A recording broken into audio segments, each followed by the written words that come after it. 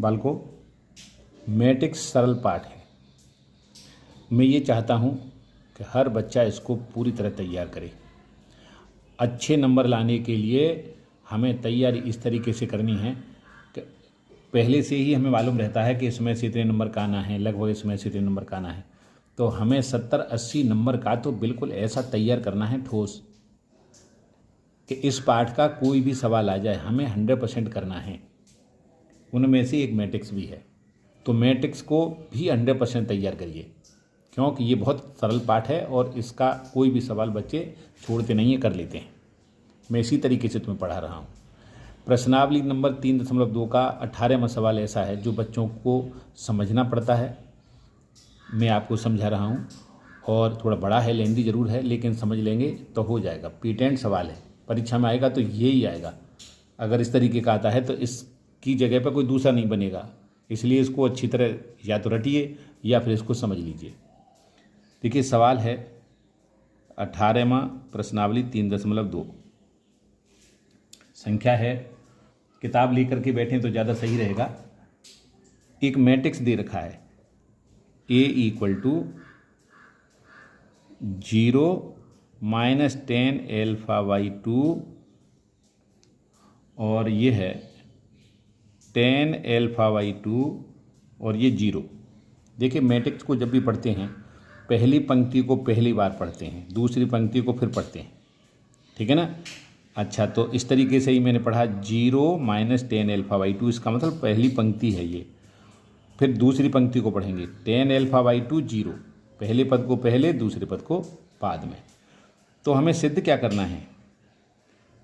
Prove that, हमें सिद्ध करना है I + A = I - A, और एक और मैट्रिक्स दे रखा है यहाँ cos α - sin α। मेरे पास बुक रखी है, उसमें से देख के संख्या में लिख रहा हूँ। sin α cos α।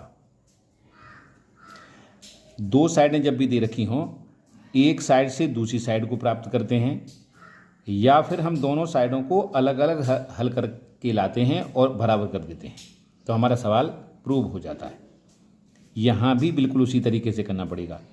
इस साइड से स्कूल आना बहुत कठिन है और इस साइड से स्कूल आना भी बहुत कठिन है।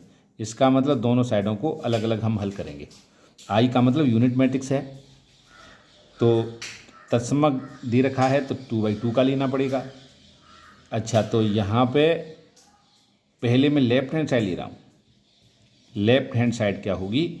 आई का मतलब हो गया 1001 प्लस A, ये है तुम्हारा 0 - 10 α/2 और 10 α/2 0। देखो बच्चों, यहाँ एक प्रॉब्लम आ सकती है। यहाँ 10 दे रखा है, यहाँ cos है, यहाँ sin है। हमें एक फ़ायदा हो सकता है कि अगर हम सभी त्रिकोणमितीय अनुपातों को एक राशि में चेंज कर लें, क्योंकि एक दूसरे में रिलेशन होता है।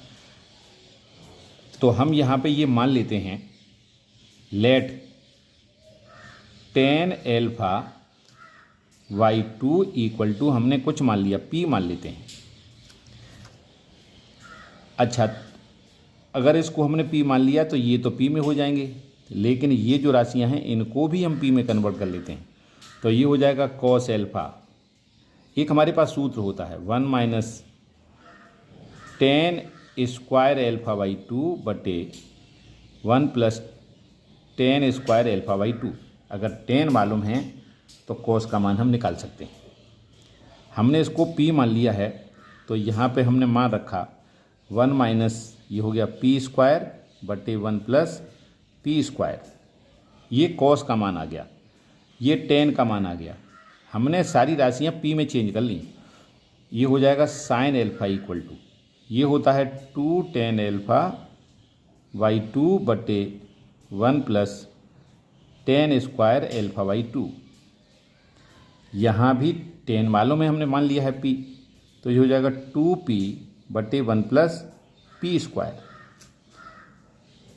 अगर हम साइन की जगह पर ये रख दें, cos की जगह पर ये रख दें, tan की जगह पर ये रख दें, तो हमें दिखाई दे रहा है सारी राशियाँ P में आ जाएंगी। तो सवाल को हल करना थोड़ा आसान हो जाएगा। अब लेफ्ट हैंड साइड ले रहे हैं हम। लेफ्ट हैंड साइड पहले ले चुके हैं, लेकिन अब इसको सरल करने के लिए दोबारा लिख देते हैं। 1001 प्लस ये हो जाएगा 0, इस जगह पे हमने रखा, देखिए माइनस पी आया, इस जगह पे रखेंगे प्लस पी आएगा, यहाँ पे 0 आ जाएगा। दोनों को जोड़ दिया, जोड़ने का मतलब संगत अवयवों को जोड़ दिया जाएगा। 1 + 0 = 1, ये हो जाएगा 0 - p = -p, 0 + p = p, 1 + 0 = 1। ये लेफ्ट हैंड साइड आ गई। ये क्या है? Left hand side. दोबारा लिखने की आवश्यकता नहीं है, लेकिन मैंने इसलिए लिख दिया क्योंकि दूर से हमें दिखाई देती रहे। राइट हैंड साइड को निकालेंगे तब के ये साइड है जिसको लाना है। अब राइट हैंड साइड ले रहे हैं। राइट हैंड साइड है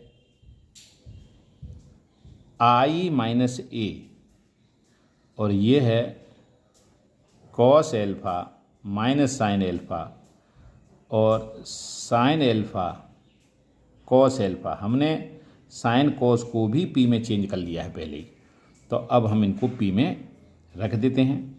देखिए इन दोनों को हमने सरल कर लिया। यहाँ पे ये जो राशियाँ हैं इन दोनों को यहीं कर लेते हैं, दोबारा हमें नहीं लिखना पड़ेगा, नहीं तो फिर एक बड़ी राशि बन जाएगी। इसमें से इसको घटाया हमने तो क्या बन जाएगा 1, इसमें से इसको घटाया क्या बन जाएगा p, इसमें से इसको घटाया हमने क्या बन जाएगा -p, 0 - p का मतलब -p, 1 - 0 = 1। ये हल होकर के आ गया। हमने यहाँ हमारे सामने लिखे थे ये दोनों, तो हमने घटा करके लिख लिया है। थोड़ा सा हमारा समय बच गया और जगह भी हमारी बच जाएगी। अच्छा, अब हम cos α का मान रखेंगे 1 - p² बटे 1 + p²। sin α का मान रखेंगे, ये है 2p/1 + p², लेकिन माइनस पहले आ रहा है तो माइनस को हमने आगे लगा लिया। sin α का मान देखिए 2p/1 + p², ये ब्रैकेट थोड़ा और बड़ा करना पड़ेगा। cos α, यहाँ पे ये cos α है तो cos α -1 - p² बटे 1 + p², इसको भी थोड़ा बड़ा कर देते हैं। अब दोनों का मल्टीप्लिकेशन करना पड़ेगा। पहली पंक्ति को तैयार करना है। ब्रैकेट को बड़ा बनाता हूँ। पहले कॉलम का पहली पंक्ति में गुणा, इसका गुणा इसमें करिए तो ये हो जाएगा 1 - p² बटे 1 + p²। देखिए 1 का गुणा करेंगे तो कोई चेंज नहीं होगा, लेकिन अब p का गुणा करेंगे इसमें तो ये क्या हो जाएगा, प्लस बीच में आएगा 2p² बटे 1 + p²। इसमें p का गुणा, पहली पंक्ति का दूसरा पद तो दूसरे कॉलम का पहली पंक्ति में गुणा, इसका गुणा करेंगे ये क्या हो जाएगा -2p बटे 1 + p²। इसका गुणा इसमें करिए प्लस p × 1 - p² बटे 1 + p²। दूसरी पंक्ति बना रहे हैं। दूसरी पंक्ति में पहले कॉलम का इसका गुणा इसमें करो, -p पहले से है, 1 - p² बटे 1 + p², ये ज्यों का त्यों आ गया। इसका गुणा इसमें करिए, प्लस 1 का गुणा करेंगे तो 2p बटे 1 + p² आ जाएगा। देखिए इसका गुणा इसमें।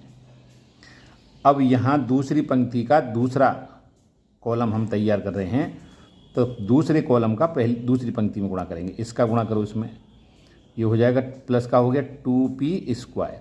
देखिए इसका गुणा इसमें किया बटे क्या आ जाएगा नीचे 1 + p²। इसका हमने हर का हर में गुणा होता है, अंश का अंश में गुणा होता है, प्लस ये हो जाएगा 1 - p² बटे 1 + p²। देखिए सरल करते हैं, यहाँ हर दोनों के समान हैं तो यह आ जाएगा 1 + p², ज्यों का त्यों। इसमें से ये घटाया तो ये बचेगा 1 + p², और यहाँ पे हर दोनों के समान हैं तो ये हो जाएगा 1 + p² और ये -2p है ही, इसका हमने गुणा किया तो ये आ जाएगा +p -pq बटे इसका गुणा करिए, ये हो जाएगा तुम्हारा -p। इस देखिए इसका गुणा कर रहे हैं -p प्लस इसका करेंगे तो pq और ये है तुम्हारा +2p बटे 1 + p²। जगह थोड़ी कम है, ये हो जाएगा 2p² + 1 - p²। देखिए इसको हमने सरल कर लिया, इसमें से घटाया तो ये आ जाएगा तुम्हारा p² + 1। इसको मैं हटा देता हूँ और ये हो जाएगा 1 + p²। अगले पेज पर समझते हैं।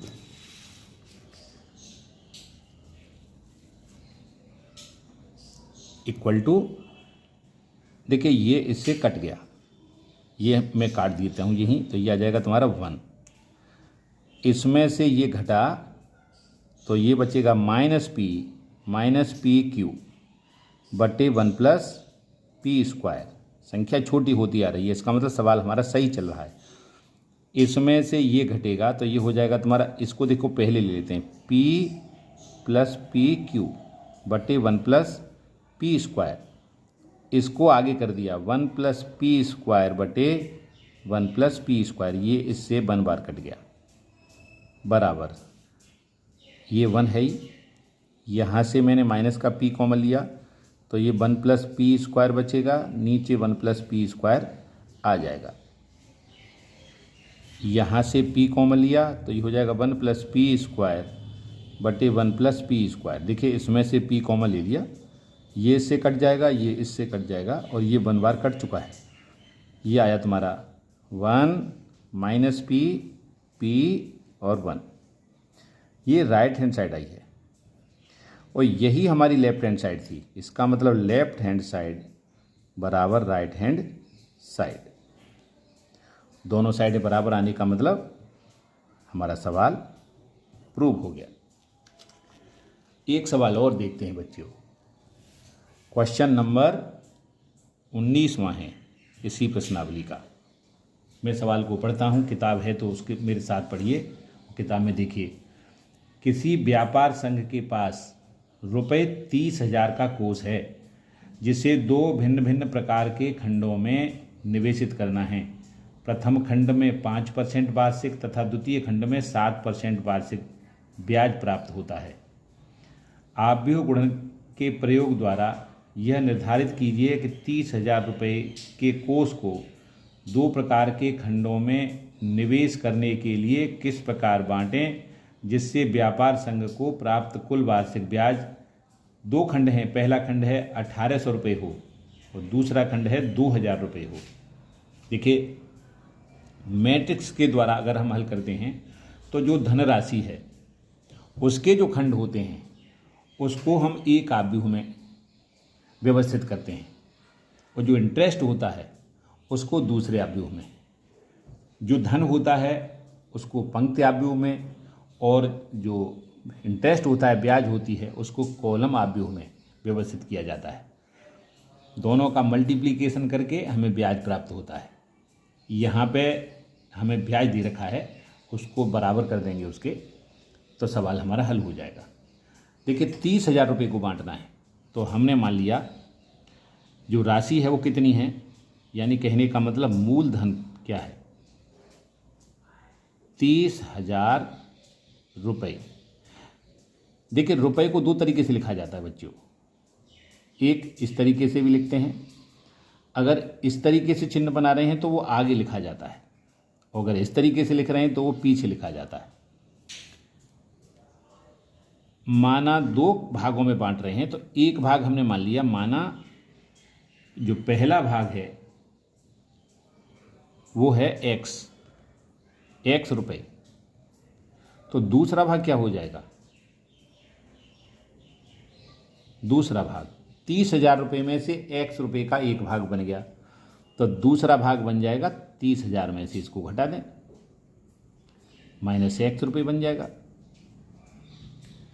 अरे 30,000 में से एक भाग x रुपये है जैसे मान लो 30,000 रुपये में 2 भाग होने हैं, एक 10,000 हो गया तो दूसरा 20,000 हो जाएगा, 30,000 में से 10,000 घटा देंगे।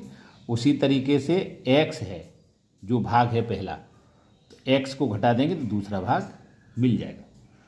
हम ये मान लेते हैं कि इसका हमने जो आव्यूह बनाया, आव्यूह, इसको मान लिया हमने p आव्यूह बन गया ये। तो ये बना हमारा पहला भाग x, दूसरा भाग है 30,000 माइनस x। अच्छा, अब इंटरेस्ट दे रखा है, जो ब्याज है उसका हमें आव्यूह बनाना है। तो दरें दे रखी हैं, देखिए ब्याज की दर, ये दर नहीं है, दरें, 2 दरें हैं, 5% है और दूसरी 7% है। पहले भाग पर 5% मिलता है, दूसरे भाग पर 7% मिलता है। इसका मतलब ब्याज कितना हो गया, ये हो गया तुम्हारा 5% का मतलब 5/100%, का मतलब होता है 100 में से कितना, तो 100 में से 5 लेना है। ये हो गया तुम्हारा 7/100, ये बराबर हो गया 0.05 और ये हो गया 0.07। आव्यूह बना इनका, इसका आव्यूह मान लेते हैं हम, क्यू मान लेते हैं, कुछ भी मान लो, ऐसा कुछ नहीं, वैसे आर मान लें तो रेट है तो ज़्यादा सही रहेगा, लेकिन हमने क्यू मान लिया। 0.05 और 0.07। अब हम लिखेंगे प्रश्नानुसार। प्रश्नानुसार पी क्यू इक्वल टू क्या हो जाएगा, पी है हमारा x 30,000 माइनस x इंटू 0.05 0.07। लेकिन ये इंटरेस्ट है तो ये किसके बराबर दे रखा है, हम खंड कर रहे हैं। देखिए यहाँ से 2 खंड हैं, मैं खंड नंबर ए है, ए को लिया हमने, तो ये 1800 रुपये हो जाएगा। अगर हम बी को करेंगे तो 2,000 रुपये के बराबर कर देंगे। अच्छा, अब इसका हम गुणा करते हैं, यहाँ अप्लाई दैट या और लिखा जाएगा, बराबर का चिन्ह नहीं आएगा, सही है कि नहीं। तो ये क्या हो जाएगा, इसको हटा देते हैं तब भी कोई दिक्कत नहीं। इसका गुणा करिए, ये हो जाएगा 0.05x प्लस इसका गुणा करेंगे तो ये किसके बराबर हो गया, 30,000 minus x into 0.07 equal to 1800। एक समीकरण बन गया, इसको हल कर सकते हैं और यह लिख दो या अप्लाई दैट लगा दो, ये अप्लाई दैट का चिन्ह है। 0.05x प्लस इसका हम गुणा करते हैं 7 × 21, 2 जीरो कम हो जाएंगे और 2 जीरो आ जाएंगे। अच्छा, इसका गुणा करेंगे तो ये हो जाएगा -0.07x बराबर 1800। सरल करिए इन दोनों को, देखिए हम सरल करते हैं, इसको इधर ले जाते हैं, इसमें से ये घटाया तो 0.02x बचेगा ऋण का, क्योंकि बड़ी संख्या हो गई ये ऋण की, तो ऋण का बचेगा। इक्वल टू, देखिए चिन्ह हमेशा बड़ी संख्या का आता है, बड़ी ऋण की है तो ऋण आएगा, अगर बड़ी धन की होती तो धन आता, अगर दोनों संख्याएं ऋण की हैं तब भी ऋण आएगा जोड़ने पर, और अगर दोनों संख्याएं धन की हैं तो धन आएगा। 1800 ये पहले से चल रहा है, -2100 और पहुंच गया इधर तो ऋण का हो गया। कितना बचेगा, -300। ऋण से ऋण हमने हटा दिया, दोनों पक्षों में ऋण कट जाएगा और x इक्वल टू आया 300/0.02। नीचे 2 स्थान दशमलव के इधर हटाएंगे तो ऊपर 2 जीरो बढ़ जाएंगे। 30,000, 2 जीरो बढ़ गए, 2 जीरो पहले से ही थे, /2, इससे ये कट गया, ये आ गया तुम्हारा 15,000 रुपये। पहला भाग 15,000 आया, पहला भाग बराबर 15,000 रुपये। दूसरा भाग कितना हो जाएगा, दूसरा भाग बराबर 30,000 में से 15,000 घटा देंगे तो दूसरा भाग मिल जाएगा। ये भी 15,000 हो गया। ये आंसर हो गए, दोनों भाग मिल गए हमें 15,000 रुपये। इसी तरीके से बल को यहाँ पे 20,000 रख दो, 20 नहीं 2,000 इंटरेस्ट दे रखा है, 2,000 रख देंगे तो दूसरा खंड भी हमें मिल जाएगा।